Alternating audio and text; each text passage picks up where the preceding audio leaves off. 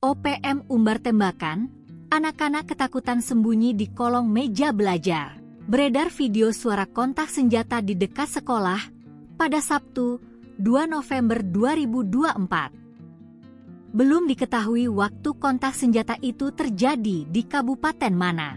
Meski demikian, dalam video berdurasi 45 detik itu, terlihat murid SD ketakutan hingga bersembunyi di bawah kolong bangku dan meja di kelas sekolahnya. Dalam video juga terdengar ada murid yang menangis karena ketakutan.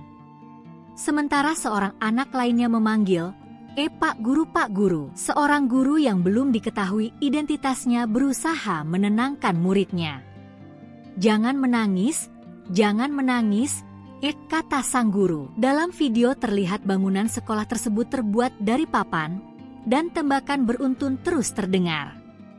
Informasi yang diperoleh seputar papua.com disebutkan, suara tembakan berasal dari baku tembak antara TNI, Polri, dan TPNPN OPM. Ketika ditanya tentang video viral yang memperlihatkan pelajar sekolah dasar SD Impresio Katapa yang sedang tiarap di dalam kelas karena terjadi kontak senjata antara aparat keamanan dan KKB, Brigjen Pol Faizal Rahmadani menjelaskan bahwa itu dua kasus yang berbeda.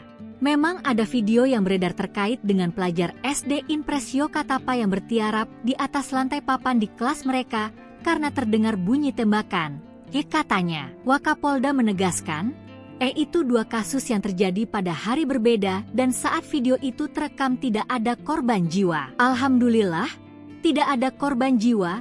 Lokasi kontak senjata juga relatif jauh dari sekolah. Namun, suara tembakan saat baku tembak memang terdengar, kata Brigjen Pol Faizal Rahmadani. Kapolres Intan Jaya Kompol Subekti Wibowo secara terpisah menyatakan bahwa situasi wilayah hukum Polres Intan Jaya saat ini dalam kondisi rawan kondusif.